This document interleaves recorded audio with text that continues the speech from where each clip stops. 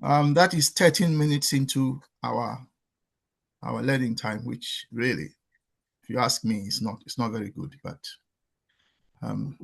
unfortunately, brother Pigeon, who normally opens the meeting for us, couldn't do so. So I had to step in. So my name is Christian Kwame Agboza. I am the overseer and the chair of Consensusism Study Group, CSG. I'm not just the overseer. I set it up many years ago, before the 50th celebration of Nkrumah's of the independence of Ghana. If you recall, there was a big celebration because Ghana got independence in 1957. So there was I think it was a 50th celebration. So we set it up before that, and we met face to face initially, and then when COVID came, we moved online. So I am well, I think I still carry the member of the anyway. Let me not go too much into history. Let me just welcome you all. So welcome, Brother Yao Ababio. Welcome, Brother Eric. Welcome, Brother Kwejo again. Welcome, Sister Tapua. Welcome, Brother Welcome, Ras. Welcome, Brother Benny. Welcome, Sister Ida, and then welcome myself. So going online has helped us because now we have brothers and sisters joining us from all over the world. And we are expecting some new people today. I've been informed by Sister Amma. So we will be welcoming them very warmly as they come. So I have two roles. I chair the meeting, but I also am the overseer of the group. So normally we say chair, but in the meeting like we are doing now, I am also a resource person, which means that I get to interject because it's a learning class for ideological clarity and rigor. It's not a general discussion group where you just come and then you say what you like, and then it's okay. We don't share opinions here. We share our thinking, and that means we want to hear how you are thinking and what you are thinking. We don't care what you think, as long as what you are thinking is what you should be thinking. And what should you be thinking? What you should be thinking should be in line with consensusism. And what is consensusism? It is a philosophy and the ideology for decolonization, with specific reference to the African Revolution. And the African Revolution started many years ago, as some of you know, or if not all of you. One could argue started around the beginning of the last century with Sylvester Williams, starting the first, as we know, Pan-African Conference. And then by 1958, it moved to the continent with the All-African People's Conference, led by Osajifo, Dr. Kwame Nkrumah himself. And so that was in 1958. That was the first time it moved to the continent, and it has stayed there since. So the book we are reading is the philosophy that has emerged from that African experience. So consensusism is an African philosophy and ideology. Yes, it has in it accepts ideas from other scholars, other groups, other continents, but everything is seen through the African eyes and the African experience. And that is why some Marxists don't like it. Let me just say that now. They don't like it because they don't think that we Africans should have our own philosophy and ideology. And some of the contestations we've had sometimes has been with Marxists because of their position, which we'll come to later. So welcome. And so this is a serious class. It's a serious philosophy class. You are free to share your thinking, but if there's a need for interjection, I will interject to ask you to clarify, to explain, and so on. This class is never to put anyone down. It's a space, it's a safe space for us. Space safe in the sense that you are free to share your thinking, even if you are wrong. Don't feel intimidated. Don't feel afraid to share your thinking. Even if you disagree with the book, say so. But in the same spirit, be ready for counter arguments. Yeah. So the whole purpose of the book is so that we shall develop ideological clarity, not just ideological, but philosophical clarity. Why? Because the African Revolution has not yet been completed. The ancestors started it, 1902. We are still in the revolutionary phase. And it will not be finished. That is this section of it, until Africa is united, liberated, and is developed. And developed means it takes a long time. We can develop in a generation, but it takes time to develop. So this philosophy and ideology we are going into is not going to get stale soon. And even when Africa is developed, we still have to maintain and defend it. That in itself requires a new phase of the of the philosophy and ideology. So yeah, let me pause there. So what we do is we read. Anybody can read for us. The only thing we ask is to read slowly so that people can take it in as you read. This is not a book reading club. We're not here to read. We're not like an ordinary book reading club where we all sit around and then somebody in the middle reads. Maybe it's even their own book. They read for the audience. That is not what this is. This is a serious philosophical and ideological space. So yes, we read. So anyone can read. And after you read, we then go round and hear what people think about what they have heard or read. That's why it's on the screen. So we'll do that. We ask that we don't disrespect anyone. We all have equal rights in this place, so nobody should be disrespected for any reason. You can disagree without being disrespectful or undermining anyone, or making people feel that or making people think that they are stupid, and so on and so forth. We encourage us all not to go down that path. Yeah. So once again, welcome everyone, and let's proceed. Who would like to read today? Anyone who wants to read can raise your hand or just start reading for us. Just so you know, this is the third week we are on these same paragraphs. So, but it's such a crucial. There are such crucial paragraphs, which is why Sister Tapua drew our attention to it. There are such crucial paragraphs. Yes, Brother Yao, you want to read for us? Please carry on. I'll give it a go. Yes, please. There was only one condition, brother, which is read very slowly for us. Don't rush, yeah? So we take it in as you read. Thank you. I can do that. Thank you. I don't read very well, so I read slow. That's okay. With true independence regained, however, a new harmony needs to be forged, a harmony that would allow the combined presence of traditional Africa, Islamic Africa, and Euro-Christian Africa, so that this presence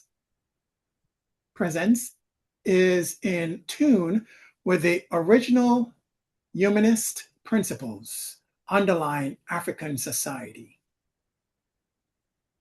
Our society is not the old society, but a new society enlarged by Islamic and Euro-Christian influences. A new emergent ideology Slow is down, therefore brother. required. You are begin to speed up. Slow down. Okay, Thank thank you. you. An ideology which can solidify in a philosophical statement, but at the same time, an ideological which will not abandon the original humanist principles of Africa. Shall I continue? Yes, please. Such a philosophical statement will be born out of the crisis of the African conscience, confronted with the three strands of present African society. Such a philosophical statement I propose to name philosophical conscientism, for it will give a theoretical basis for an ideology whose, let's see, can you scroll up? Yeah. I'll scroll down. Yeah, let me do that for you. Just give me a moment, please. Thank you. Tell me if it's okay. I'm scrolling down. Hold on, please. Okay. The better?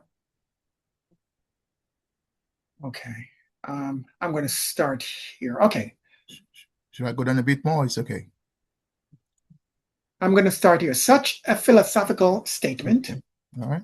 will be born out of the crisis of the African conscience, confronted with the three strands of present African society.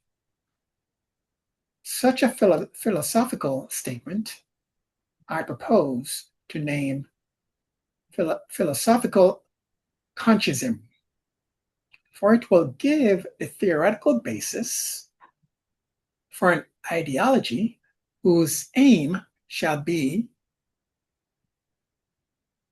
to contain the African experience of Islamic and Euro-Christian presence, as well as the experience of the traditional African society, and by gestation, employ them for the harmonious growth and development of that society.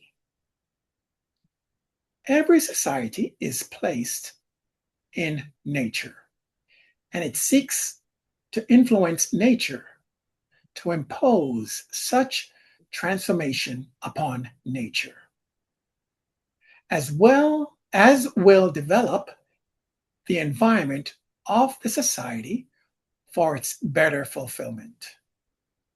The changed environment in bringing about a better fulfillment of the society, thereby alters the society.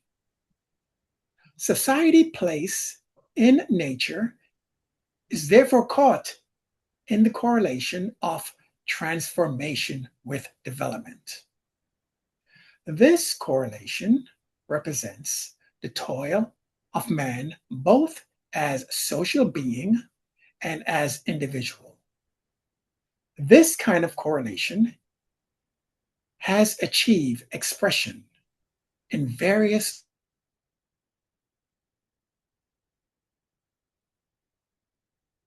Social political political theories. theories. Yes. For a social political theory has a section which determines the way in which social forces are to be deployed in order to increase the transformation of society. I end there. Thank you, brother Yao, I believe it's Yao Ababio. Yeah, Yao meaning born on Thursday. Yeah. So yeah, so thank you for reading for us. And Ababio, Ababio, you know what yes. Ababio means, yeah? I do, though I can't recall straight away. It is the returning or the reincarnation of the spirit of my elders. Our Ababium, yes, Ababium. I It's a was born in return. Jamaica, Right, and Ababium. my ancestors were stuck. Therefore, Yeah. I came back to unstuck that which was stuck. Yeah, no, thank you. The word itself, I should have just yeah, I forgot you. So Ababium, meaning it has returned. So yes, it's a can. So yeah, no, thank you. So we've had our brother. He's read for us. So what we do is we share our thinking. The last paragraph on the screen, which is every society is placed in nature. That's a paragraph we are reading today and discussing today. However, there were some previous questions that we needed to address, and so let's proceed. So who would like to start, or should I ask a question just to kick us off? The question is, anyone can answer it, and then we'll build from there. What is philosophical consensusism? Nkrumah proposed it. What is it?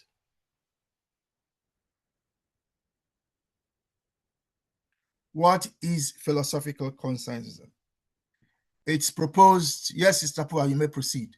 It is in the paragraph on the screen where Nkrumah says, "I propose to name."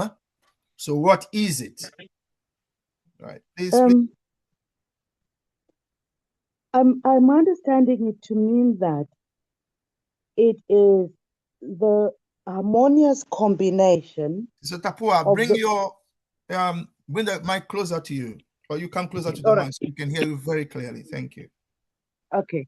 I'm understanding it to mean that it is the harmonious combination of the original humanist principles which underlied African society, plus the Islamic Africa, plus the Euro-Christian Africa.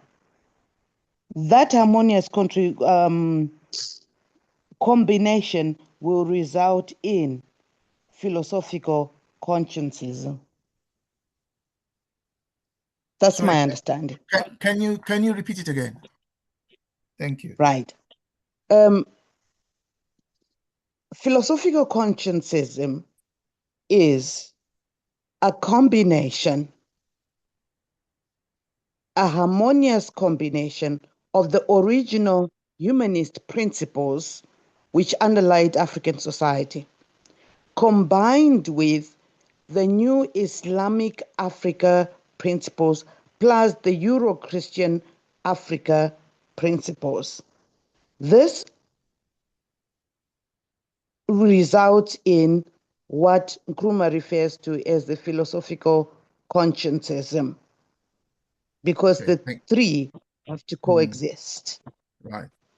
Thank you very much. I have follow-up questions for you for us to build up what you're Yes. saying. But let's hear what Brother Yao has to say, and then we'll come back to Okay. you. Brother Yao. Yes. So you have returned. Let's hear what you brought back from the ancestors. Oh, my Lord. So These three strands, what is philosophical consensusism? That's the these question. three pillars that we are discussing, that is stated that needs to be in harmony, is diametrically opposing. Therefore, I cannot see them being in harmony. That's one statement. Mm-hmm. The other statement I will make is what we read at the conclusion of that last portion is that we are looking to impact nature. And again, I think that is taking the horse before the cart, or taking the cart before the horse, because nature is not something that we can change. I believe nature is something. Yes. Hold on to that thought for now. Sure. Let's deal with the first question, the first statement you made. The reason being that that applies directly to what Sister Tapoa said. So then we can bring them together as we are dialecticians, clash them together, see how the sparks fly, and then others can then join in. So you are saying that what Sister Tapoa is saying is not possible, as from what I understand you to have just said. Is that correct? That is correct. Okay. Sister Tapoa, can you explain why it is possible? That is, if you want or can, that's fine. Yeah. Yes.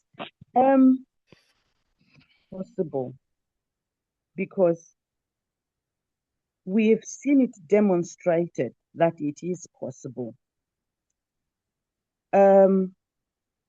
Sorry, demonstrated where? In Ghana, for example, Okay. the famous one. There are places on the continent where the conflicts that are between Euro-Christian and Islamic religion is not evident, is not self-evident on the continent. I also think that Nkrumah is being very pragmatic in that it's an undeniable fact that some Africans follow the Euro-Christian principles and other Africans follow Islamic principles, and the third group follow the African, what do we call it? Original humanist principles. So the three groups of Africans are fundamentally African, and we should not lose focus on their Africanness because of the beliefs they have. Because it's possible to be African, to interact amongst ourselves in spite of our religious beliefs. I'll stop there. Thank you. If you've joined us, this is the Consensusism Study Group. We are studying what you can see on the screen, which is a part of chapter 3. I am Christian Kwame Agbodza, the chair of Consensusism, also known as the professor of Consensusism. So, Brother Yao, you heard Sister Tapoa. She says that what Nkrumah is saying here, there are living, actual examples on the continent. What do you have to say? Are you aware of the examples she just gave? I am aware of the global space of various countries that. How about the African space? Seems. Yes. So are you aware of so what is Tapoa is saying? Are you aware of the Ghana example, for instance? Yes. So you are aware that in Ghana, Muslims, Christians, and traditionalists live in peace. That is a proposition on the table that in Ghana they live in peace. Well, at least now, or maybe they used to. But anyway, are you aware of that? No, I'm not aware of that. Okay. So I'm aware there is a coexistence of two different cultures. Right. Living side by side. Right. But would I call that peace? So is Ghana at war because of those three religions? You don't think Ghana is at peace with those three religions?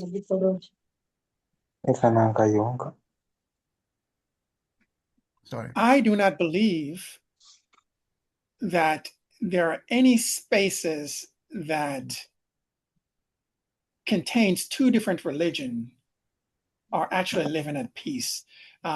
It may last for a moment, for a span, but it is not, would I say, it is not. It will not last. Mm. It will not last So because so you live in the US, is that correct? Is that correct? Or am I wrong? I live in Ghana now. You live in Ghana, but you used to live in the US. Yes, I did. Right. So when a Muslim called Minister Louis Farrakhan calls a meeting, invites all the Christians, they sit together, they talk, they chat, they attend each other's events and so on. You don't think that is living in peace? How many Christian factions are there? Oh, Which one did he a lot. actually call? Correct. A lot. So we need to be more Brother Yao, specific. even within the Christian family itself, please let not my name come in here, but when it's Christian.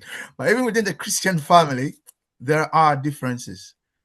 And there are differences between the Baptists, the Pentecostals, the Anglicans, the Mormons, and so on and so forth, the Presbyterians. So, yes, there are differences. There are, you might call it doctrinal differences.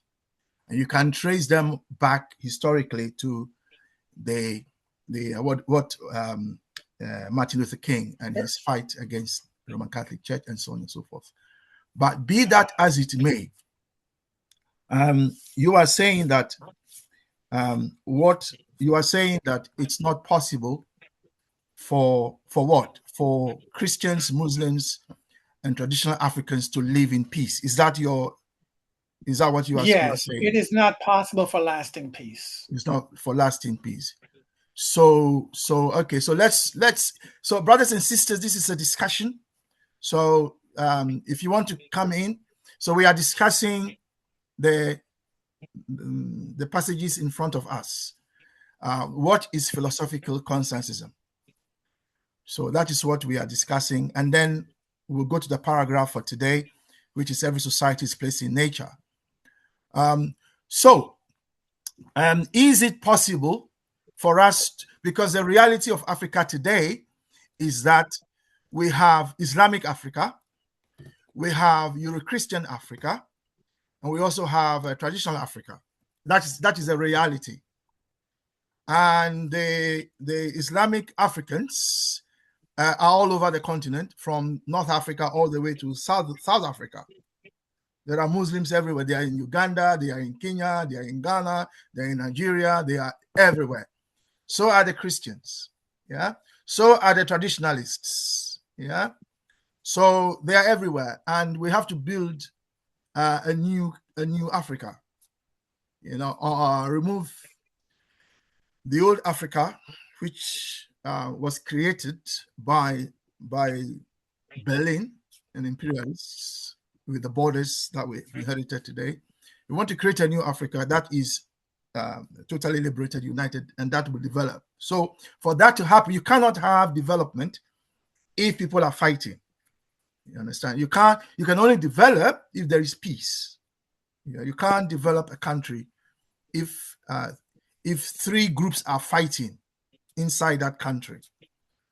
Even in a home, if you have a home where there are three factions in the same home, maybe the father belongs to one faction, mother belongs to one faction, the son or the daughter belongs to a third faction, and they are in the same house, and they are all fighting, not necessarily physically, but even verbally. That house cannot have peace. So it's important that we develop, that Africa develops, and it has to be done in peace. So it's important that we find a solution to this problem, which is why Nkrumah is proposing philosophical consensusism. So Nkrumah is suggesting that philosophical consensusism is the solution. So if we take what brother Yao has said for a moment, that it's not possible if we accept that for a moment, just for argument's sake, so let's say it's not possible, then you say that Brother Yao and Nkrumah are on the same page. They both agree that it's not possible. Given that these three religions have conflicting ideologies and cultural positions, they cannot coexist peacefully. So in that sense, Nkrumah and Brother Yao are on the same page. I think we can all agree on that. Now, but here is the thing. Nkrumah then says, be that as it may, if we want them to coexist peacefully, this is what we have to do. We have to embrace a new philosophy, and Nkrumah is naming it philosophical consensusism. So I believe that is why Brother Yao is here. He wants to know what this philosophy is that Nkrumah has proposed, because then he can understand, as can we all. Then we accept it. Then we can build a new Africa. But Brother Yao is right that given the current, the three cultural religious practices as they are, you can't unite them. It doesn't mean they can't be done. They can't be united. As Sister Tapua has said, there are examples. Whether it's lasting or not, it depends on how you put it. So we'll come to that. Brother Benny, you want to interrogate the question, yeah? Or yeah. So please come in. I'll prefer to come in just with some explanations. There are types of philosophy. Brother Benny, come closer to your mic, please. Thank you. Okay. Just a moment. Just a moment. That's okay. Come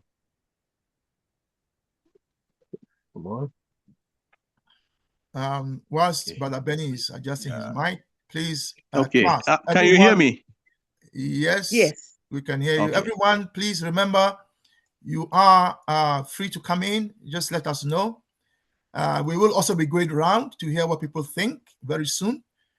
But we want to deal with the question on the table, which is the crisis of the African conscience. And the crisis is what Brother Yao has drawn our attention to. And I think we all agreed on that. But at the same time, Nkrumah has proposed a solution. Tapua has expanded on it. So let's hear what others think about those, and then we'll move on. Yes, Brother Benny. Yeah, there are types of philosophies, and Nkrumah knew that, and he saw that more or less something after colonialism has been tampered with. In fact, if we look at Christian philosophy, which I am more conversant with, these are something that were composed by their own, that is, European scholars. At times, people are not aware of that. In fact, majority of people don't know that religious philosophies were actually composed by human beings. But we find that in Africa, we did not necessarily, wrote some of these things down, but in principle and practically, people were living in peace in many places because of the kind of philosophy that bound those societies together to recognize. Brother Benny, could you pause there? Yes, please. Yeah. Okay. Be mindful that we have written these things down.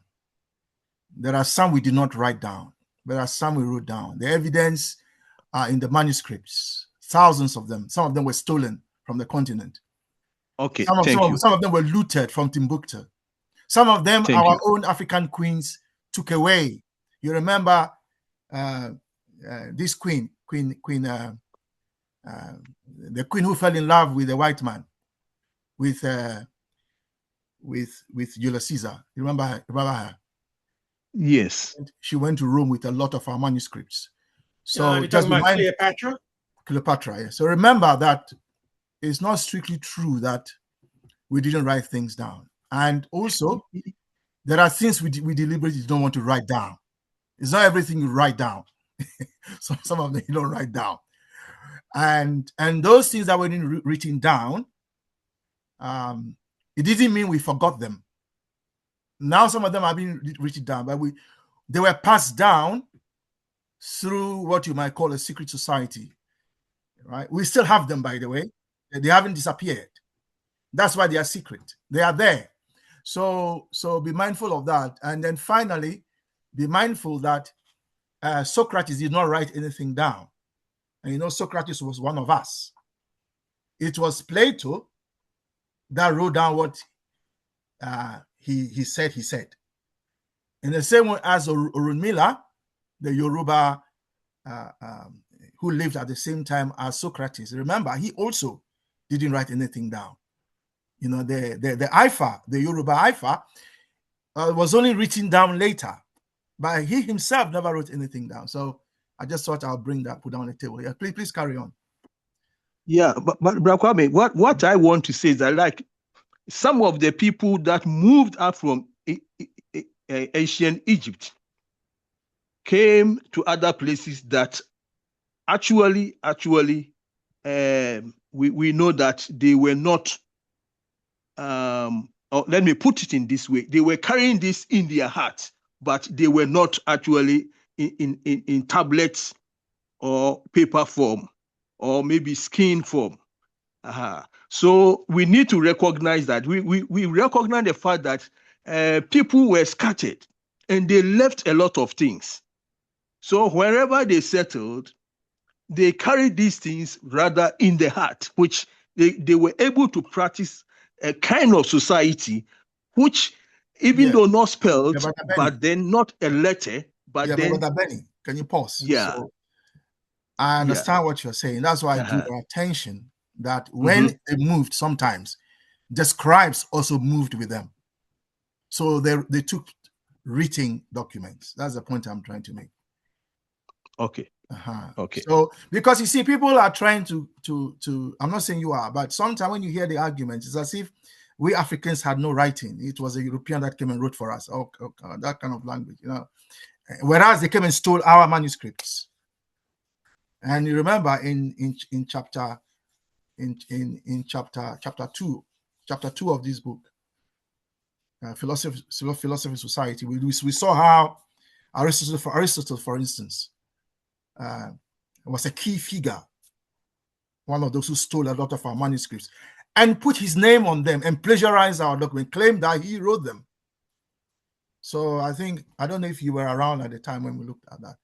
So I'm just trying to draw your attention to that. Listen, when I talk about Christian philosophers, I don't talk about, even the Christians may not recognize them, but there are other Christian philosophers who actually focus mainly on developing Christian philosophies. This is where I want to stress that as much as people take these things as some kind of esoteric materials, they were composed by human beings. What I want to point out is that we also need to recognize our own people that rise to look at our situation and whatever we are, to come with document certain things as philosophy, just as Nkrumah is doing for us. This is where I want to land, because the point is, no matter how we argue it, much of the kind of societies that were stable for the Europeans to come here and were able to trade with us for over 200 years before colonization. This was able to happen because we were principled people guided by certain kind of ideas and idealism, which made it possible that we did not catch them to maybe bribe them. That means to cook them. but we live with them as human beings. It is not anywhere they found it that way. So I'm just saying, stressing that, and Nkrumah are also coming with conscientism is something that we need to recognize it, because, and not to say that because he's a human being like us that wrote it, which I believe that many will take it that way and would want to just, let's say that, let's overlook this because it's not written by God. That is what I want to say. Thank you. Yeah. Before you stop talking, so when you say Christian philosophers, yeah, are you referring to Caucasians? My throat. Let me get some water.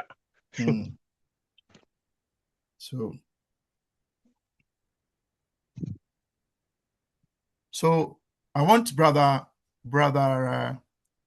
Benny to respond, and then I'd like him to address brother Yao's point, and then Sister Satapua, I think, will come in, and then others also, I think, also want to contribute to this. Yeah, please, your question again.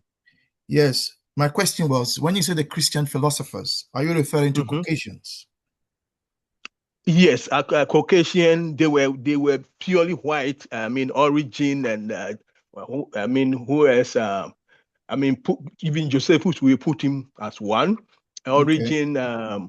Why I'm forgetting the name? These are common names. Depends on who you are thinking of. A lot of them. I mean, a lot of them, about hundreds of them. All these people contributed to the Christian follow as doctrine, but they philosophize it before they became doctrines. That is what I'm referring to. But they don't even recognize Socrates and Greek, because you know that they also demonize those ones. Yeah. So, but you are aware that the Christian church, they were Africans. Yes, of course. I mean, from they're Africans. But so the key philosophies of the Christian Bible were written by Black people. I think Clement was from Libya. Yeah, one of the philosophers. And I think Tertullian and all those ones were from Libya. But you see, I've seen that. You see, everything has been Eurocentralized in such a way that it's the white side which is given to us or portrayed as the owners of all some of those things. You see, yeah. Okay, so as long as it's clear that the so-called Christian philosophers, those who put the church on the sound footing, were Africans, then that's okay. So let's move on then. Brother Benny, then address Brother Yao's point. Brother Yao is saying that what Nkrumah is saying here is not possible. What is your thinking on that question? No, it's possible, because every society that can thrive and exist and I mean move into another generation on a solid foundation must have its own philosophy, which is not cooked from somewhere, but it's homegrown philosophy. That is the only thing that, and you see, Europe is going to disintegrate because Europe destroyed what we call primal roots, which is their basic philosophy, and it is actually showing. You see, Europe is disintegrating because nothing holds them together at the moment. Yeah. So we need that. And Asians, a good example is the Asian world, which have been that strong and so powerful and so growing because they stick, despite colonization, they were able to hold on to their basic philosophies and whatever we may call the ethics and so many other things. And for that matter, we find that Asia suffered under colonialism more than Africa, but they have been able to rise faster than Africa. The basis for me is due to the fact that their societies actually dwell on the philosophies which have been there for them, and they continue to renew them and also to polish some of them from time to time by their own scholars and the rest. Thank you. But Benny, wouldn't you say that having philosophy without resources, you know, you can have all the philosophy you have if you don't have the resources? You see, philosophy is something which for me, it enables people to have a perspective which enables them to give meaning to themselves, and for that matter, their ability to survive as rational beings. I mean, it is because you can't live as a rational being when you don't have principle, because a whole lot of confusion and chaos are likely to happen. So to summarize what you're saying, what is your response to Brother Yao? You're saying it's possible because? Yeah, and for that matter, Nkrumah, who I respect as a great African philosopher of modern times, has seen that given what colonialism has done to this continent, the only thing that can actually bring us out is to have a philosophical base, which also is homegrown and not necessarily wholly imported from whether Asia or the West or some other places. And he did that excellently. And this is what I feel like any country or any people on this continent that recognize it may rise. And for that matter, how many people have read this book? This book wasn't common until internet time. It's the internet that made it available to us. And when was internet? Okay. Yes, and since internet too came with it, you've seen that all the young people are now running after this book, and that is something we need to recognize also. Okay, Benny, thank you very much. So you think it's possible? Yeah. So, Brother Yao, two against one so far. Anyway, let's go to Brother Eric, and then we'll come back to you, Yao. Brother Eric. Thank you. Greetings. Greetings, brother. Before you continue, I'd like to welcome a few more people. Welcome, Brother Samson. Brother Samson is a brother of mine, joined us from Ghana. I'm not sure if he's been here before, but welcome, Brother Samson. Sister Priscilla, thank you very much for coming. Welcome. But Dr. Maha, our resident doctor, medical doctor, welcome. Sister Amina Cisse, welcome. And who else haven't I welcomed? I think I've welcomed everyone else. So welcome, and you're all most welcome. Please join in. It's a class where we discuss philosophy and ideology. So as you can hear, that's what we are doing. Feel free to come in if you have, if you want to add to the thinking. Although we will go around to hear what everybody thinks about the passages on the screen. Yes, Brother Eric, please continue. Thank you. Greetings from Uganda, though we have turbulence all around the place. I want to talk about this. My brother who has returned from the Western world to Ghana. I think, Brother Kwame, you will maybe expand this. I want to read this line here.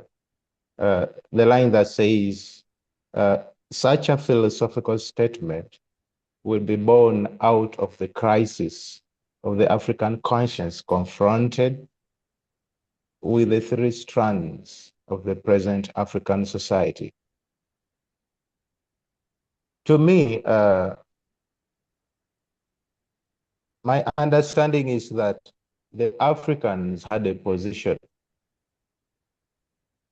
and that position, by the arrival of the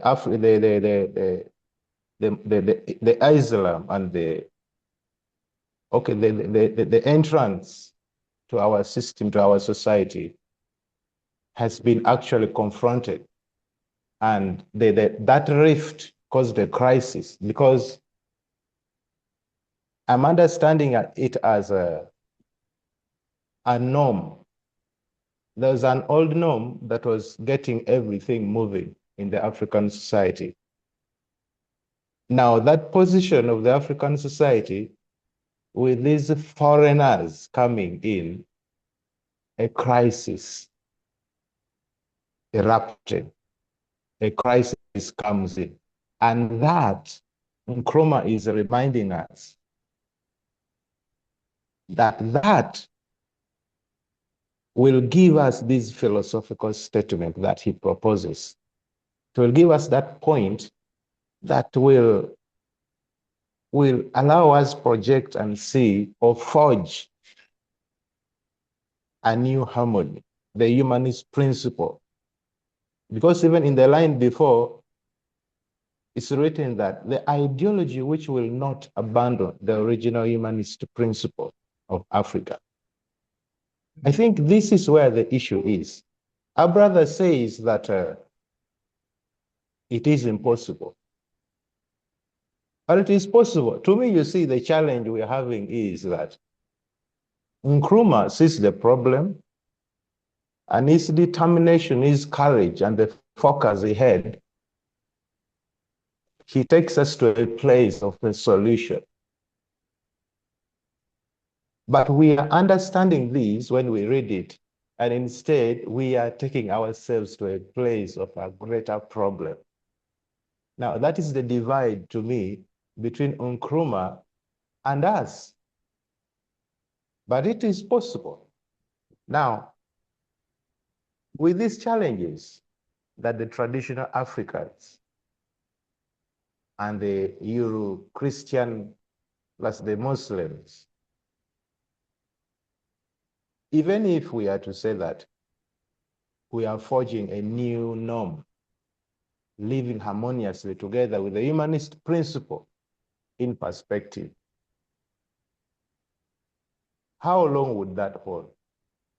How new is new as time goes by? You realize that the new will get old and we'll have to think of something new to keep the society intact. I think this is what our brother who has returned should understand. I think the line is here. So you're saying that. So you're saying it's possible? Yeah, it's possible. It's only that. Why is it possible? It is possible because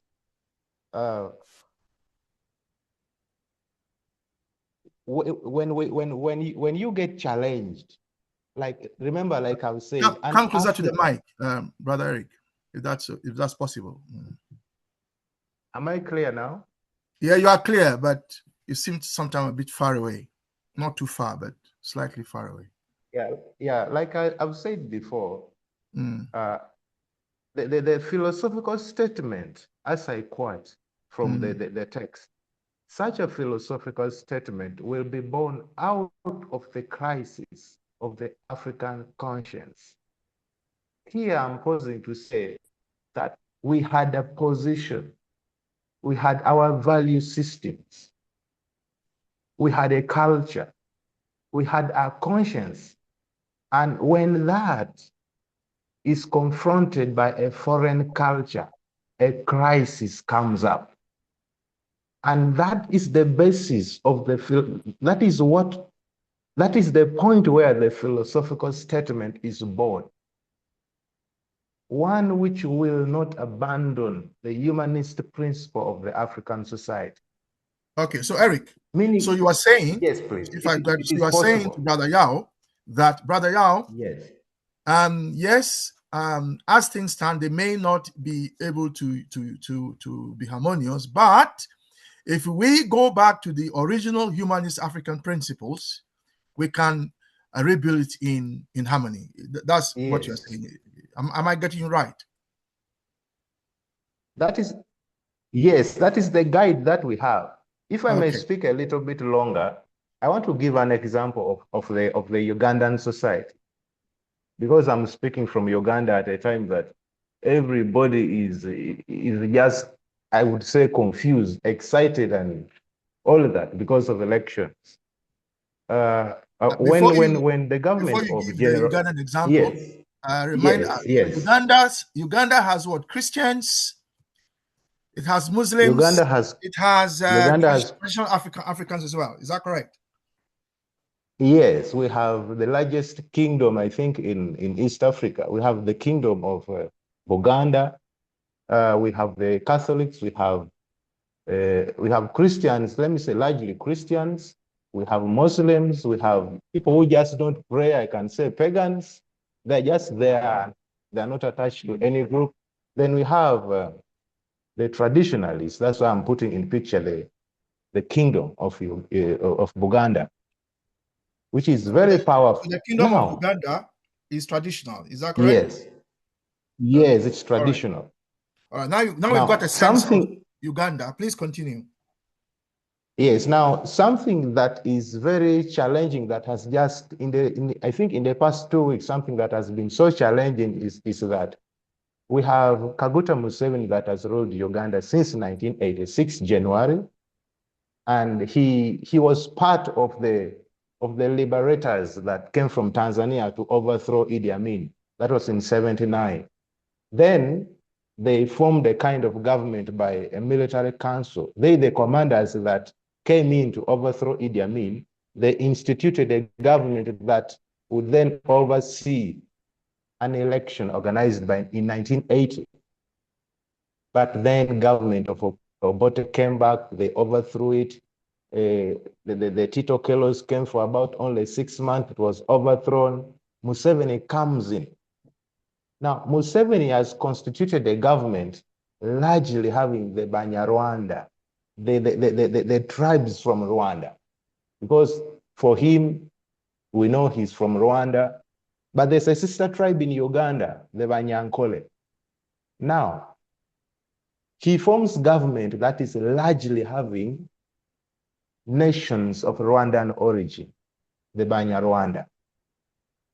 Now, the rhetoric, I would say, the problem now is the leading opposition that is running against President Yoweri Kaguta is of the central tribe, that is Buganda, of Buganda Kingdom. Now, each day they accuse the government of being run by only Banyarwanda. You know, in our armed forces, the prisons force, the police force, the army, largely the top commanders are Banyarwanda. Our institutions, so they accuse, the abuses are day by day on a regular. They abuse the Banyarwanda. And you know the funny thing, someone just yesterday on a TV show talked about it and closed all of them down, the traditionalists, because they feel they are the ones that have been done much of the injustice.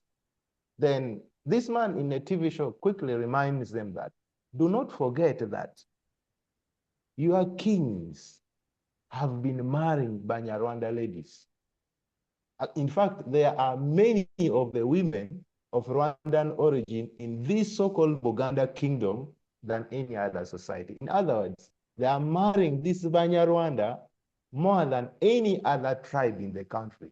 Yet they are blaming Yoweri Kaguta Museveni's government for being built largely around Banyarwanda. So that this man says that each time you abuse the government of Museveni, you abuse your kingdom. And do you know what it means in Uganda? For you to abuse the kingdom, you can literally be excommunicated, if I may use that word. Brother Eric, you are sounding far away again. Come closer. We can hear you, please. Am I clear? You are clear, but you seem to be a bit further away. I don't know if it's your mic that is low. I don't know if it's your mic that is the disturbing volume me. on your mic. Yeah. But anyway, yeah, carry on. So all I've been trying to say is that That is much better. Much better. Yeah. Yes. All I've been trying to say is that much as we may think that the government of Yoweri Museveni has put more of the Banyarwanda that is disturbing the country, looting, all this corruption, all these human rights abuses. But also, on the other hand, that kingdom, the tribe that is of the kingdom that is the most powerful in the country, is having the Banyarwanda in their own backyard, the mothers of the princes and the prince are coming from that very place. So actually they have got no ground to abuse government, because when you abuse government, actually you abuse your kingdom. So the point you are making is? The point I am making with is, respect to the paragraph. yes. The point I'm making is that there is a point in time that we will have our positions confronted by the reality that is new at that particular time. And that would be the time that we will have a crisis in the society, our values at stake. And then from that point, we have to forge a way to find a new norm, another operating procedure. Because before we had a standard operating procedure, to use that word, largely used during COVID time, the lockdown period. Then now the standard operating procedure seems not to work now. So we need to have another in regard of our humanist principle, not to drop our values as the Africans, but to have a way of living harmoniously, because these things will always happen. Like our brother is saying, it is impossible. Okay, it sounds impossible because this thing, a certain society will live for some time. Then there will be challenges, but it doesn't mean it is possible. Thank you. Yeah, Brother Eric. So if I summarize what you're saying, correct me if I'm wrong. So you're saying that, yes, there was a crisis, but it was resolved through the traditional Africa, represented by the most powerful traditional kingdom. There are women marrying the men in the Museveni government. That's how they resolve the conflict. Am I hearing you right? The background to that, just a little bit. The kingdom of Buganda accused the previous government for this. There was a disagreement that Obote had with the king of Buganda, and that caused the king to go into exile. And unfortunately, the king died in exile. So this so-called kingdom, this kingdom here of Buganda, formed an alliance, I would say, with the Kaguta, and they went to a guerrilla war. That is how they toppled that whole thing. That is how they formed the kind of desirable society. But before even Museveni came into the picture, this marriage of the Banyarwanda going to the royal household had started way before. So it is just a point in time that they've lost it, but we are one. We are one. You don't need to look at one and abuse, and we lose track of tomorrow. Okay, so thank you. Eric, thank you. So to get to the question then, so in the government, we have Muslims, we have Christians, and we have traditionalists. Yes. That's what you're saying. Yes. And they're running the country in how many? Would you say they're running the country in how many? Like I've said, these challenges are there. They are there. The country is largely not being run well. But to stand and say that it is the Banyarwanda, even if the country is not being run well, the key question is, are the Christians, Muslims, and the traditionalists working together? That is a central question. They are all working together. That's true. Okay.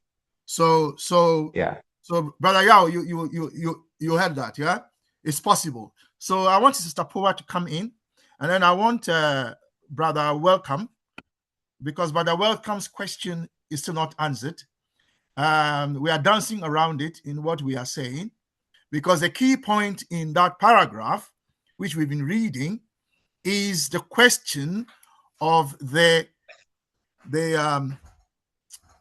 what Nkrumah called the original humanist principles of Africa. That is the central, the crux of the solution. And that's what Nkrumah has proposed, that you cannot harmonize the three segments of African society unless you build it on a particular foundation. Okay, if you build it on the Islamic foundation, it will splinter because the Christians and the traditionalists will not agree. If you build it on the Christian foundation only, there will be war, as we know is going on now. And Brother Yao has alluded to it at the global level.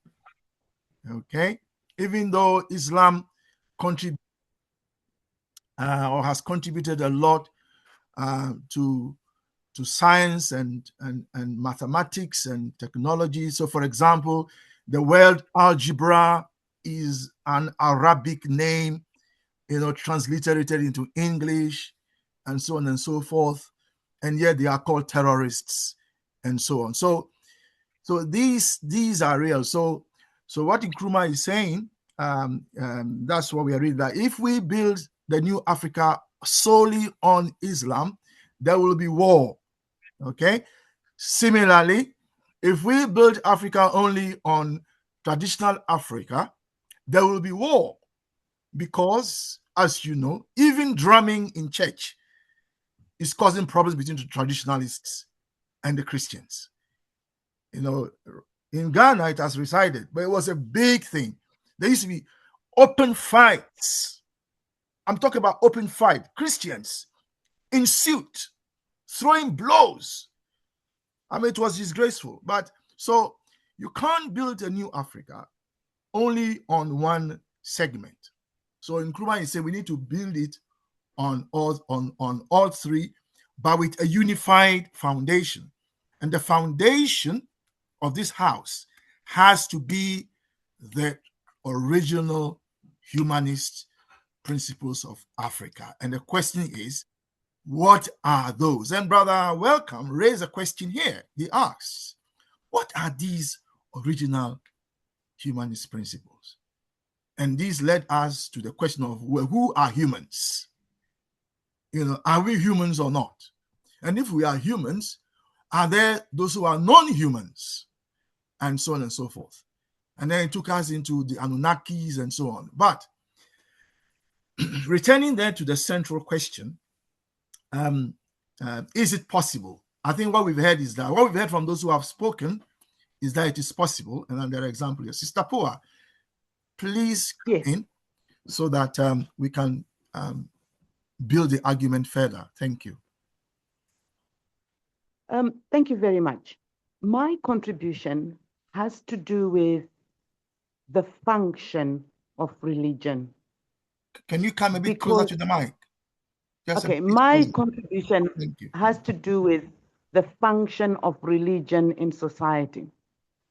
Because the type of religion that we have seen in Africa, whether it be Islam or Christianity, was used to exploit us, was used to fight for the resources on the continent. So much so that as Africans, we have not been able to see Christianity without the people who have manipulated it. Because if you look, for example, if you're coming from a Christian context and you're told Islam is wicked, it's evil, but if you read the Quran for yourself, you don't see it. So what we have experienced on the African continent is the conflict that has arisen from people who want to use religion for exploitation, to such an extent that we cannot separate the manipulators from the religion. But if we are able to understand that we are following the humanism and humanistic principles, those are what underlies the religions. Because the religions that we have in the world today are based on and they have grown from, which is why I take it that in the paragraph starting such a philosophy, the last section of that paragraph reads, and by gestation employ the combination of these three principles for harmonious growth. That word gestation is really important because it's acknowledging that we are going to take it step by step. We are going to take the religions as they are without the influence of the people who are wanting to use them to exploit us. And what we should also bear in mind is that when we're talking about conscientism, if we look at the word conscience, it implies having a personal sense of right or wrong, which is the fundamentals of Hunu, Ubuntu, an acknowledgement that my existence cannot be fulfilled unless we're in it together. So, if we look at the religions that we have, they both want that. They're both looking at development. But the problem is the development that they've been looking for is excluding the other. Whereas Ubuntu includes everybody, whether you're Islamic or Christian, you're fundamentally human. And Okay. therefore, if we bear that in mind, we will not struggle with understanding where we should be going. And we will not struggle with understanding that the purpose of religion is to give people principles of existence, of coexistence. But these have been used.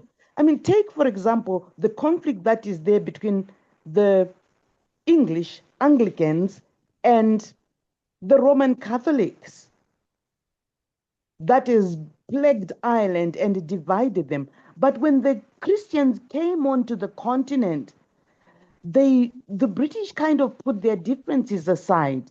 It's only when you go into Europe and you look at the European history that you see that these two are supposed to be in conflict, but they are not in Africa. They're together and working at exploiting us.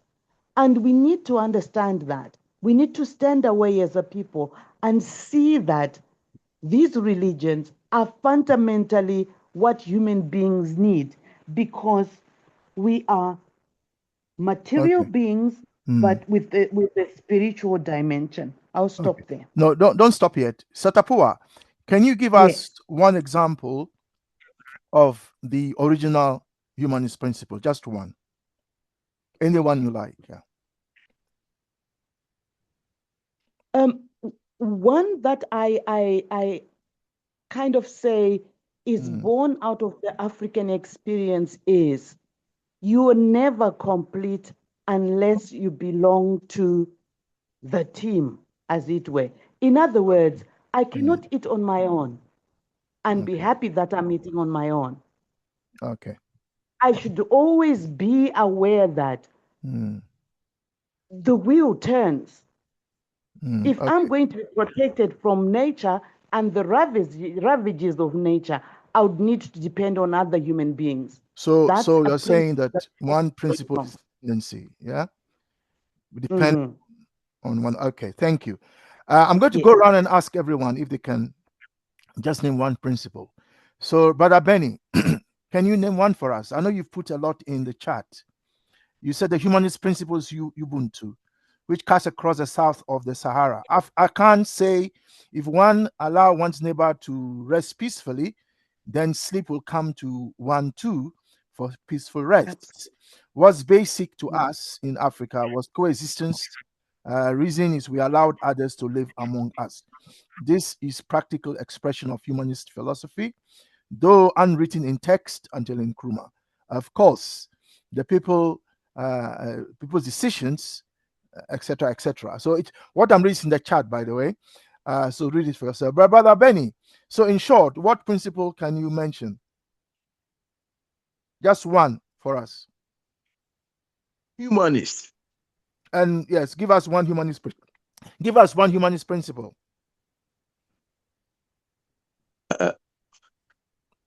We are hospitable people. Hospitably. Thank you. Let's go to. Yes. Thank you. Let's go to Sister Ida. Sister Ida, give us one principle, please. So we've had dependency, we've had hospitability. Sister Ida, well, I'll come back to you. Brother Pigeon, give us one, please. One original humanist African principle. But Kwame, I'll be interested also to share my thoughts, but greetings to everyone. Yes, of course. Yeah. So give us Yeah. one principle first, and then I'll come back to you to share your thoughts. Yeah, thank you. I'd rather say that the 10 Commandments were other principles of humanist principles. All the the Bible, all the but 10 if you look for commandments. them, if you look for them, is that do not do what? Do not do what? If you all do those, do not. Basically, just the principle of humanist conservatism. Just Do that not, it was found in a different document. okay. Do not do to others. For what you don't example, want do them not to steal. do. For So example, do not steal. Let me just say the principle is don't that do steal. not steal. Okay. Because you know that when you steal from your neighbor. So don't do that. Okay, so that's an original humanist principle. Thank you. Let's go to Brother Ras. Brother Ras, Sister Ida, I'll come back to you. Brother Ras, what would you say is one principle that you can mention? Yeah, I would say collective responsibility. Collective responsibility. Thank you. Brother Kwejo, can you give us one, please? Yeah, thank you so much. I am on the roadside. However, I think I will say balance. Balance. In a sense. Thank you. That's okay. Balance in the sense that, okay, thank you. Yeah, no, it's fine. We had Brother Eric. Just one original humanist. Brother, welcome. Said WHK. I hope you are hearing that because I'm going to come back to you with a question. So I hope you are noting the points down. Thank you, Brother Eric. Which one would you say? Just one example of the original humanist principle. Brother Eric? I don't know whether I can say that the entire Africa, the entire African society actually operates the principle of collective responsibility. Collective responsibility. Okay, thank you. Let me go back to Sister Ida. Sister Ida, are you ready to share your principle with us? Or have the mosquitoes chased you away from the mic? I'll come back to Sister Ida later. Let's go to Brother Yao. So, what principle would you say, an original humanist principle, just one that you think we can build a new Africa on? Just give us one. I would say respect the environment. Respect for the environment. Thank you. Brother Coco. Brother Coco, just one, please. Greetings, comrades. Greetings, comrades. Metse ho chama vapi. What's that? Yeah, metse ho chama vapi. It means meaning, yeah. Neighboring village, they all band together. Okay. Neighboring villages, they all band together. Okay, if you don't put like out your neighbor's village or your neighbor's house, your house will also burn. Is what we fail to apply in the case of Rwanda. Thank you. Right, thank you. Let's go to Brother. Welcome. I'll come to you last because I think we're answering your question from last week. Sister Amina, what would you say is the humanist principle that you can invoke? Just one, please. The value it has to of be original to Africa, by the way. yeah, that's right. The value of extended family. The value of extended family. Wow. Thank you very much. Let's go to Sister Amma. If you can speak, I'm not sure if you can, but if you can, if you can't, type it in the chat and I'll read it on your behalf. But if you can speak, please.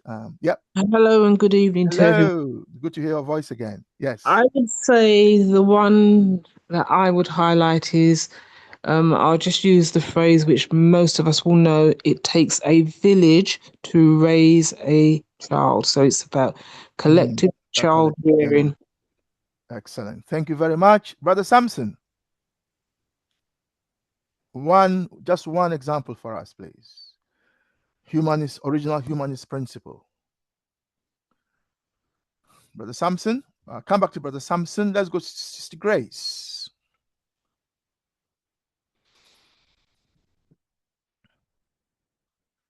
Sister Grace. Okay, I'll come back to Sister Grace. Let's go to Sister Priscilla. Sister Priscilla, what one humanist principle would you say is original to Africa? All right. Right is right, wrong is wrong, no matter where, who. Sounds like justice to me. Yeah. Justice. Okay. Yeah. Yeah. Thank you. Right is right. Wrong is wrong. Wrong is wrong, okay. yeah. You basically you don't bend it for anyone. Yeah. Okay. So I think let's go back. Thank you. Let's go back to Sister Grace. Sister Grace, what is the one humanist principle that is original to Africa? Okay. Sister Grace, I don't know if she's still behind her computer. How about Brother Sam? Samson. Okay, Samson is not speaking. We'll come back to them later. I think apart from that, everyone else has shared. Sister Ida hasn't. Not sure what is happening in Ghana. The Ghanaians are not speaking. I don't know if it's the mosquitoes. Sorry, I had my hands full and I was walking. It's okay. I was here cracking jokes about the mosquitoes. Yes, I heard. Sister Ida, In fact, I what was is the running one? away from them. Yeah, what is the one principle, humanist principle, you would say is original to Africa?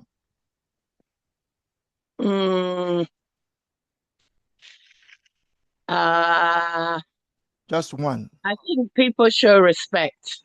Respect for others. Respect, yeah. When I was growing up, respect for elders was crucial. Mm-hmm. You don't just talk to elders anyhow.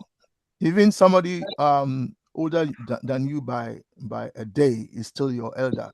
You have to respect them. You know, I actually, it makes me smile so much. You can be on the street, and if the school kids are coming out, they'll actually almost salute you and greet you, and you think, what? Yeah. You know, it's just wonderful. So I think respect. Interestingly, when I was in Nigeria, I found the young people bowing to me, like in the Yoruba culture, they actually prostrate. And I was like, hold on, this is new to me. Yeah, no, thanks, so respect. All right, so I think we've heard from almost everyone. We'll come back to Samson and Sister Grace. Don't know if they are back to their machines. So, brothers and sisters, you have heard from almost all of us. Let's now go to Brother Welcome, because Brother Welcome has a question. What is that original humanist principle? What Sorry, is it? can I just add one? Yes, you can. I would say that everybody has a role to play in the community, and each role is of value. So we don't undervalue the contribution of anyone.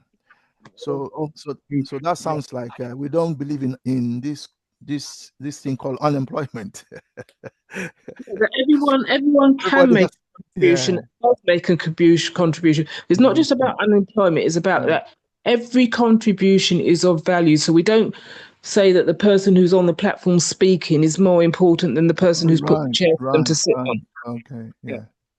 Now, thank you very much for that. So, Brother Welcome, now I'm back to you because you asked a question last week. Please, the floor is yours. Thank you. And Brother Welcome also is chairing our United Nations development. So, yeah, Brother Welcome, please unmute yourself and share. Thank you. The floor is yours. Thank you. Greetings, everyone. Greetings, brother. Brother Kwame. The class has answered my question. My question was, what is this original humanist principle that we are being referred to? And sub-questions, what is it to be human? What is the basis of human race? Where did we come from as humans? But on the question of the original humanist principle, will this one be befitting if I have to say, tend to your neighbor's wife when he's not there? That one of the origin. Mr. Ida, that's not you. Sisters, what do we think? That's a good one. What did you say? Tend to your neighbor's wife, you said, brother. Welcome. Yeah, when the neighbor is not there. What does that mean? I've never heard this before. Well, can you tell us more about it? It's one he's making up for his own benefit. Sorry. No, I'm joking. Sorry. I'm not aware of any such principle that. So, brother, welcome. Can you explain? I don't understand. Explain to us. We understand. Yeah. It's like always be cognizant of the needs of your neighbors. Mm-hmm. Your neighbors are almost your extended family. They are. So whenever they are in any need, it's your responsibility as a neighbor.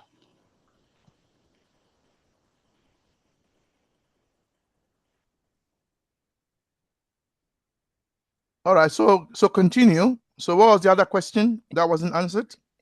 Let's look at them. So, and to add to some of the humanist principles as well, I think we left out care and love. I think it emerged from the discussion, but I hear you. Justice and fairness. That was mentioned. Fairness was mentioned in those words. Tendering to the young and the elderly. Yeah, I think that was mentioned by Sister Ama in terms of it takes a village to raise a child.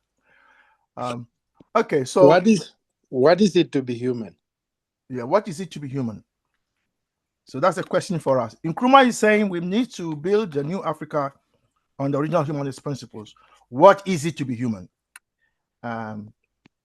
Philosophically, yes. The floor is open, please. Brother, welcome. Yeah, oh, yes. Brother Pigeon, you want to answer that question? Yeah, to be human. To be human is to do what you have listed. So all those things that you have listed, if you do them, you're human. If you don't do all those that you've listed, you're not human. So to be human is to do what we have listed. All those justice, truth, or whatever. Anybody who is not truthful, anybody who does not seek justice, cannot claim to be human.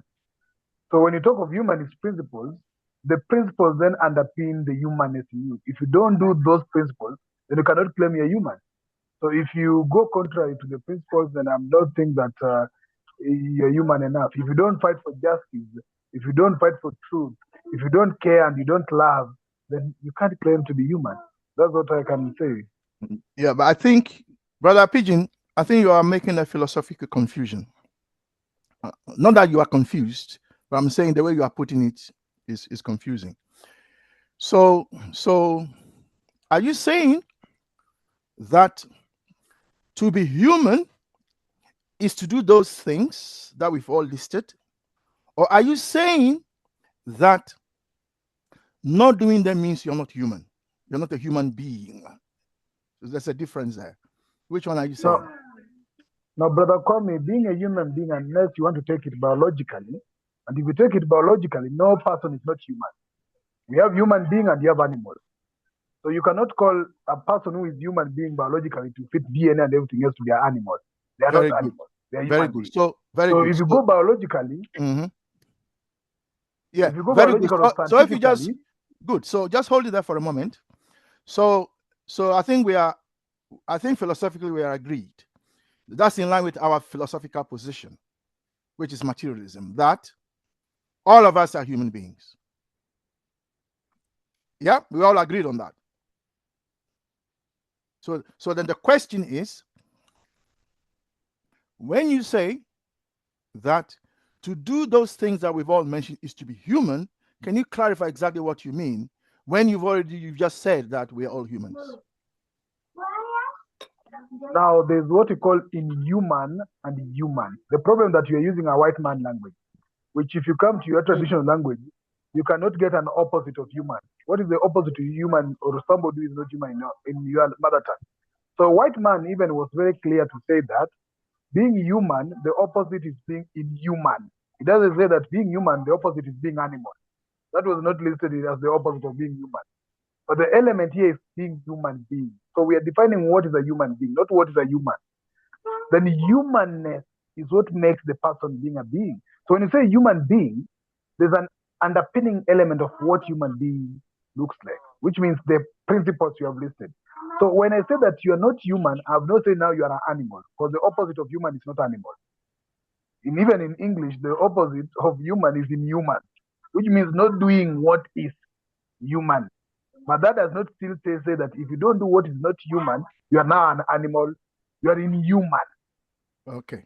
So then humanness in you is not qualified by your biological structure. It goes beyond your character. Okay, so hold your thought there.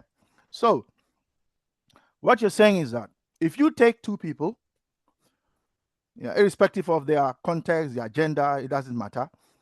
If they live according to the principles that we've listed, or let's put it, one lives by those principles, and the other person doesn't live by those principles, then what? How are we describing them philosophically? One will be human, one will be inhuman, but all of them are human beings. Okay, let's hear what others have to say. Got a few hands up. I think this is a philosophical position that we need to dig into. So, Sister Priscilla, you come in first.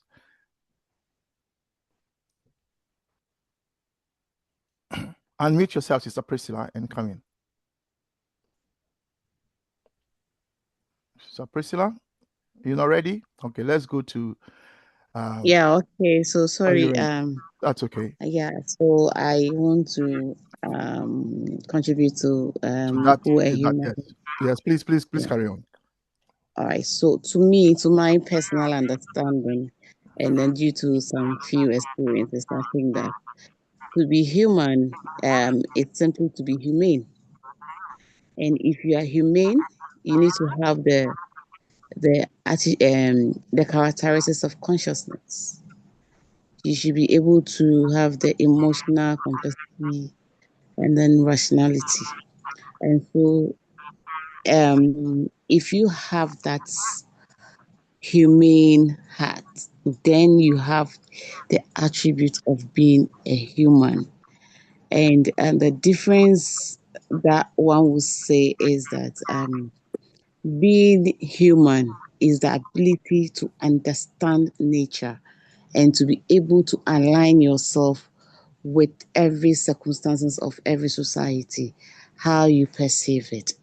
And so being human, or to be able to be determined as you are a human being, you should be able to have the right consciousness to understand the things that move around you and to appreciate them. So I think this is what I want to also share. And the right consciousness would be the principles we've all shared here: justice, order, caring, and so on and so forth. Is that correct? Very well, sir. Okay, thank you. So what you've brought out then is that human beings can be humane and inhumane, and that being humane or inhumane are both expressions of humanity. So a human being can be either humane or inhumane. And as Brother Pigeon has explained, even if you are inhumane because you throw 500 pounds bomb on women and children and kill them, it doesn't mean that you are not a human being. You know, we won't excuse you, say you are a cat. That's why you don't have sense, that you don't throw bombs on children and women and children. We wouldn't say that we'll excuse you because that you are a dog And so, because you don't have that sense, we still hold you accountable and say you have to account, yeah, even though you have been inhumane. So I think we've clarified that. Good. Let's now go to Brother Welcome. No, sorry, Christian. Yeah. Hold on, Sister Ma. Yeah, I want. Hold your thoughts.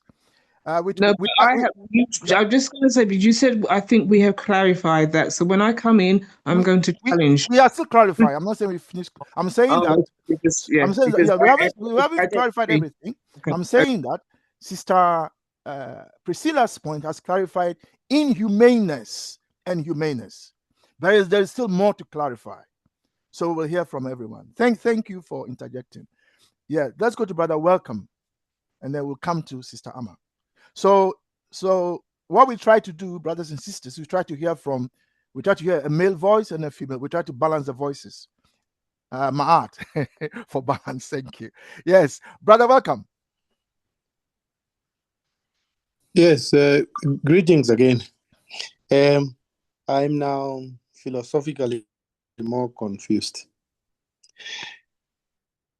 Is a human determined according to locality, or is there a universal human being?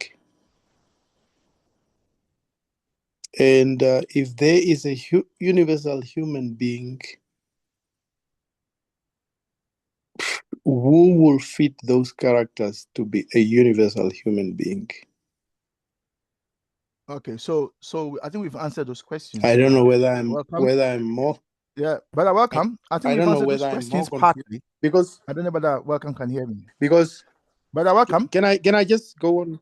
Yes. Yeah. Hold on.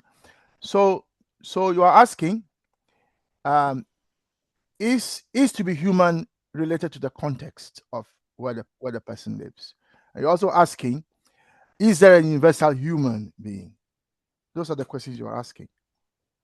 Yes. Yeah. And I'm suggesting to you that we've answered part of it, which is that there is, according to this passage we are reading, the universal human being is the original humanist principles, which we've all contributed to.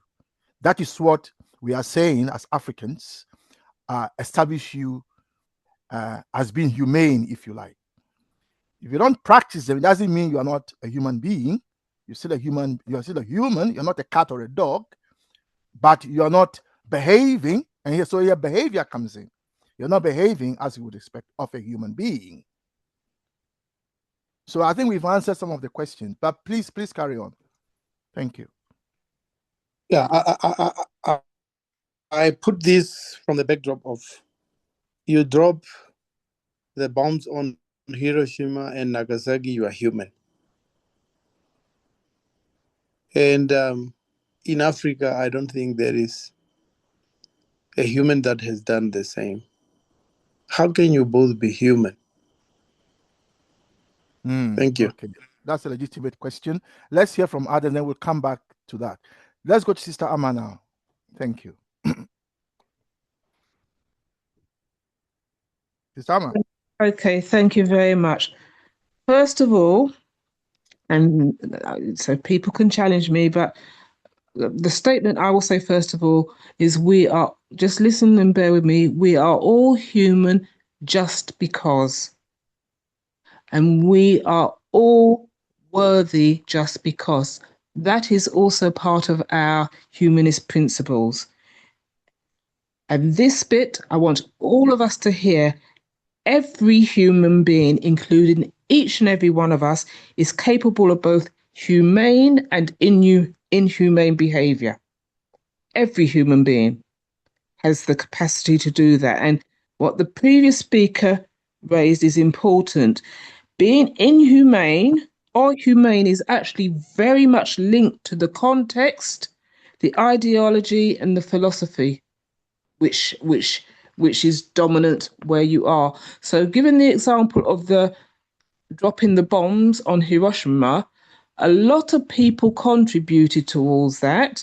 And one of the things which happens when inhumanity comes into the picture is the context. If you are living and existing under in a ideological context which promotes inhumanity, then there is a greater likelihood, and if we look at wars and we look at things, a greater likelihood that there will be pressure to behave in an inhumane way, particularly if one can argue that the responsibility isn't yours or you are just following instructions, etc., etc. And I will repeat again, every human being, including all of us, not only has the capacity to be inhumane, but at some point in our lives, if we are being honest with ourselves, have done things which are inhumane. None of us, there's no absolute that you are either humane or inhumane. I'm going to give the example of Malcolm X. Malcolm X, before he became Malcolm X, and he was Mr. Little, was doing some really dodgy, inhumane things.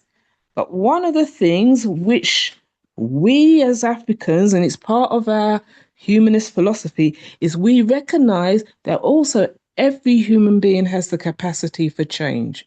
That somebody who has behaved in a way which is not within our humane principles, our principles of humanism, we will make them pay reparations, or there will be certain things we do, but we recognize and we will nurture people towards the capacity for change. There are obviously extremes in terms of what people do, but if we go down this road of you are either humane or inhumane, we lose a lot of people. We will actually lose a lot of people. We will undervalue people. We will almost get into the position of what I call, and this is what happens under the systems we're trying to change, superiority complexes. So it's very important. Developing consciousness or conscientism is a continuous process. It is not a I've arrived here process. It is a continuous process. It is a continuous process of expanding our understanding, collective learning and sharing of understanding, again, part of our humanist principles. So we recognize that everybody can contribute to knowledge and understanding, and we encourage everybody to contribute to knowledge and understanding, but we should not be talking about humanism and inhumanity and humanity in absolutes. Because if we do, I can point to an awful lot of behaviors which we individually and collectively practice at this point in time, which are inhumane. Does that mean we are not human beings? No, because all of us will be practicing behaviors which are humane at the same time.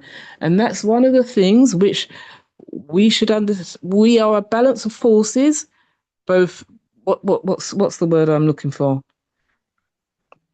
A balance of forces in dialectics. Thank you very much, Chris. Thank you very much. It was there on the tip of the tongue, Yeah, but everything you've I've been had a very saying. long day and Yes. I'm tired and whatever. but that's it. We are a balance of competing forces as human beings. Yeah. So I have to say that we should not be saying that somebody is not a human being. We are all human beings. Even if we're practicing inhumane behavior, and there's a difference between the behavior. Even if we're practicing inhumane behavior, that inhumane behavior can change. Yeah, Sisama, I could be listening to you all day, all night.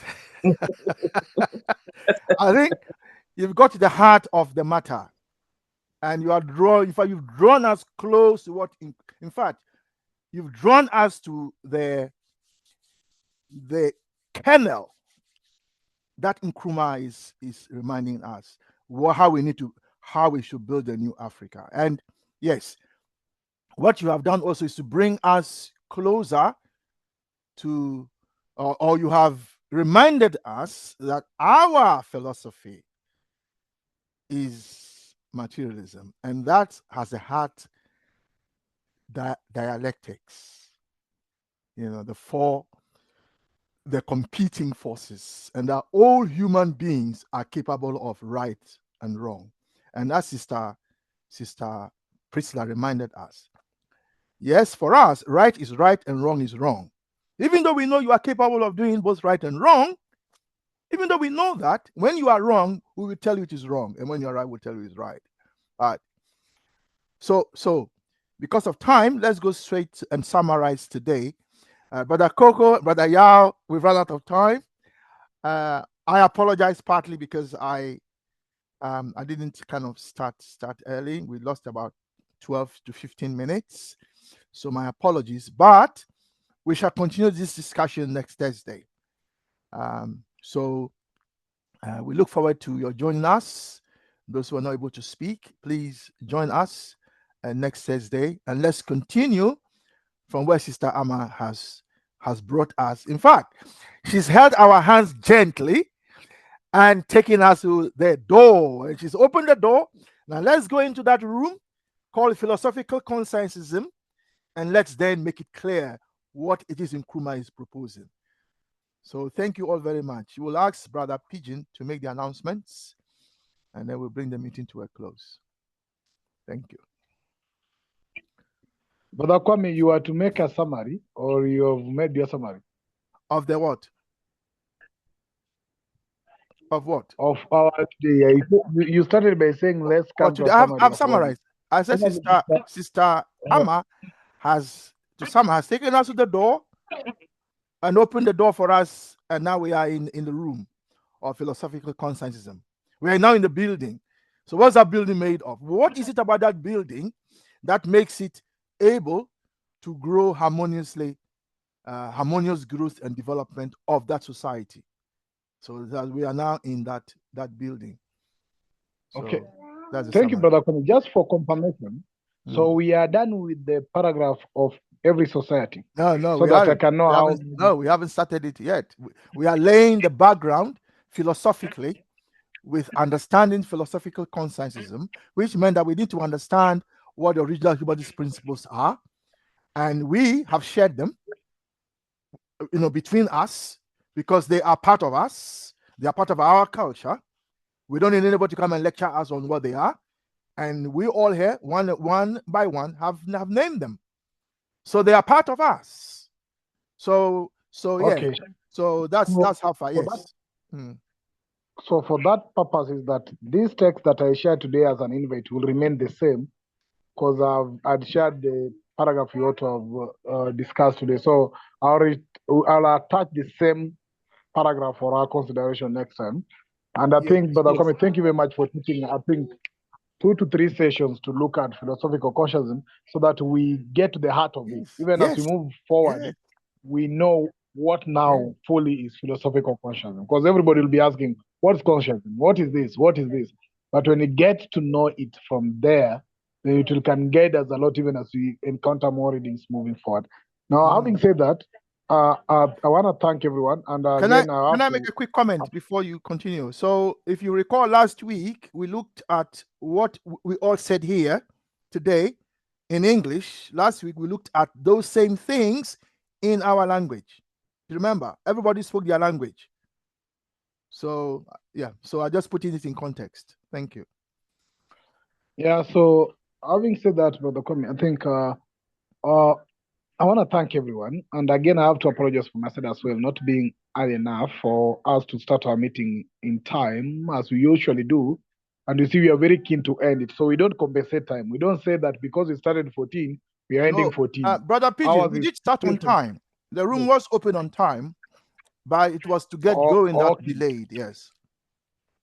Yeah, so that's what we'll do. We'll always open it 6 p.m. and we'll always close it at 8 p.m. Whether it comes rain or shine, we'll always try to be there.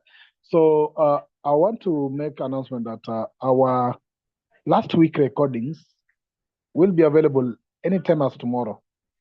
And these recordings, we ensure that we finish the entire week cycle and ensure that we upload them by next week. So, but if you need urgently, the recordings are always available. Just that for the purposes of me downloading them, planning them, and putting them on the YouTube as they are supposed to be, I might be taking some time with it. But if you think you urgently need a recording, by maybe tomorrow, we can still avail it. But I will ensure that on our YouTube channel, this week's recordings will be available by next week. And all last week recordings should be available because of delay a bit by probably tomorrow. Again, is that this Saturday, as Brother Kwame has said, we have been moving to the heart of the conversation about the unification of Africa. A very program that's run and chaired by Brother Sawindok.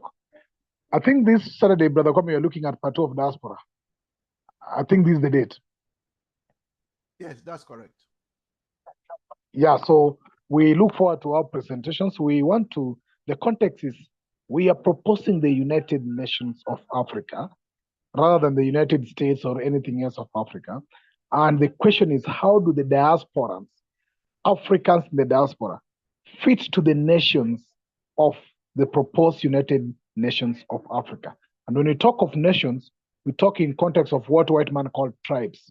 So the Yoruba nation, whatever nation, how do the Africans in diaspora will fit into this so that we are one as we push for the unification of Africa?